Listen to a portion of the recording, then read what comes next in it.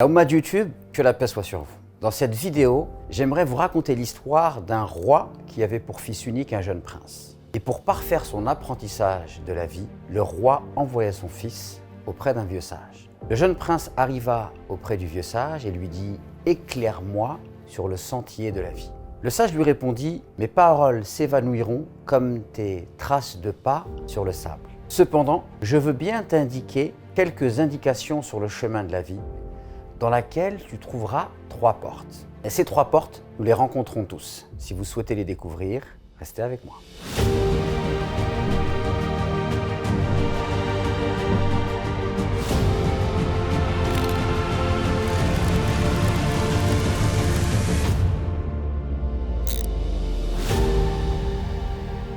Le sage dit donc au jeune prince, dans le sentier de la vie, tu trouveras 3 portes. Chaque porte contient un précepte que tu te devras d'appliquer en donnant le meilleur de toi-même. Il conclut en lui disant, voilà, je t'ai donné les indications dont tu avais besoin. Maintenant, suis ton chemin. Le jeune prince avance donc dans la vie jusqu'à arriver à la première porte où il est inscrit « Change le monde ». Et le jeune prince se dit dans son fort intérieur, ça tombe très très bien, car ce monde ne me convient pas tel qu'il est. Et je suis prêt à me donner corps et âme pour changer le monde. Et donc, se passent de nombreuses années durant lesquelles le jeune prince s'est donné corps et âme. Il a mis toute son énergie, toute sa vigueur, toute son attention. Il a concentré tous ses efforts pour essayer de changer le monde. Après quelques années, alors qu'il est en train de méditer sur tous les efforts qu'il a fournis, il rencontre le vieux sage. Et le vieux sage lui dit « Alors, qu'as-tu appris ?» Le jeune prince répond « J'ai appris que dans la vie, il y a des choses sur lesquelles je peux agir, mais il y a aussi beaucoup de choses sur lesquelles je ne peux pas agir. » Et le vieux sage lui dit très juste.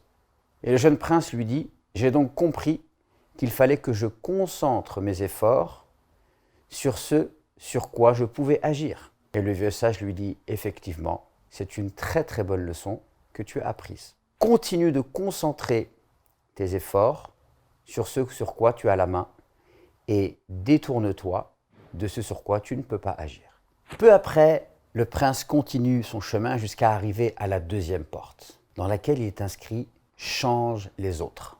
Et le prince se dit dans son fort intérieur « Ça tombe très bien, car je me suis rendu compte que les autres sont source de joie, mais aussi source de souffrance, de douleur et d'amertume. » Le jeune prince continue donc sa vie en s'évertuant à changer les autres.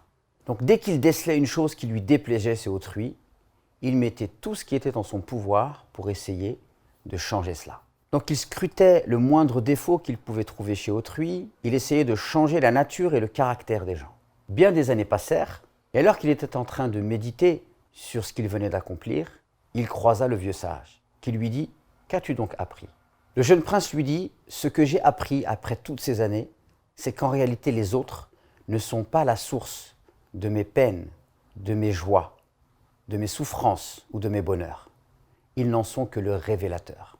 C'est en moi que prennent racine toutes ces choses. » Et le sage lui dit « Tu as vu juste. » Il lui dit « Lorsque les gens te procurent de la joie, alors fais preuve de gratitude vis-à-vis d'eux. Et lorsqu'ils provoquent en toi de la souffrance ou de la douleur, sois également reconnaissant envers eux. Car en réalité, Dieu t'enseigne par ces gens ce que tu dois encore apprendre dans la vie. Ce que les autres réveillent en toi, te révèle à toi-même. » Peu de temps après, le jeune prince poursuit sa route, jusqu'à arriver à la 3e porte, sur laquelle il est inscrit « Change-toi toi-même ». Et le jeune prince se dit « Justement, j'ai bien compris que j'étais moi-même ma propre source de bonheur ou de malheur, donc il est tout à fait naturel de chercher à me changer moi-même. » Et pendant des années, il mène une lutte acharnée contre lui-même. Il scrute ses moindres défauts, ses moindres blessures, ses moindres faiblesses. Et il essaye de se rectifier, de se réformer. Après des années de combat intérieur, où il connut certains succès mais également certains échecs, il croisa le vieux sage. Et celui-ci lui demanda « Qu'as-tu donc appris ?»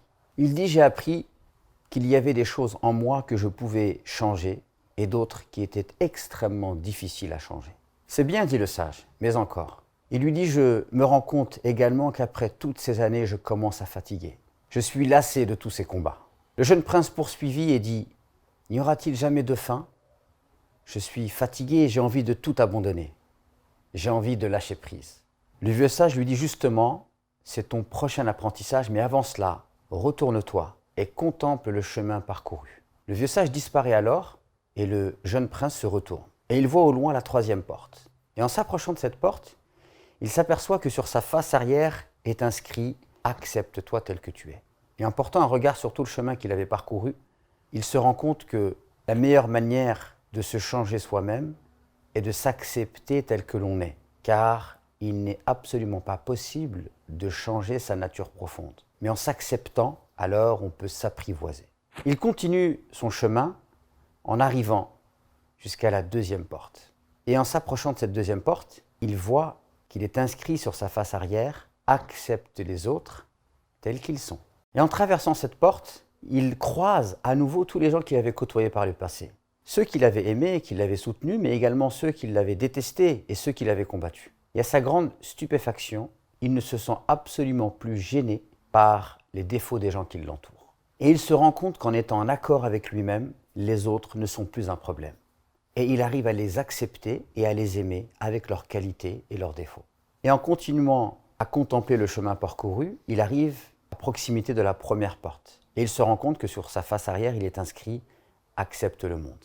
Et à sa grande stupéfaction, il trouve le monde merveilleux. Il trouve le monde d'une grande beauté. Il se sent contemplatif, méditatif. Et il se rend compte qu'en réalité, le monde n'est que le miroir de son âme. Et ce qu'il n'avait pas réussi à percevoir comme beauté auparavant devient éclatant à ses yeux aujourd'hui. Et alors qu'il est en train d'observer le monde, il rencontre le sage pour une dernière fois. Et celui-ci lui dit « Maintenant tu es prêt, jeune prince. Tu es prêt pour passer du silence de la plénitude à la plénitude du silence. » C'est ainsi que cette histoire s'achève. Surtout, n'hésitez pas à me dire en commentaire ce que cette histoire vous inspire. Je vous lirai avec beaucoup d'attention. Si vous voulez que je vous raconte d'autres histoires de ce genre, n'hésitez surtout pas à me le dire en me mettant notamment un pouce bleu. Barakallahu fikum.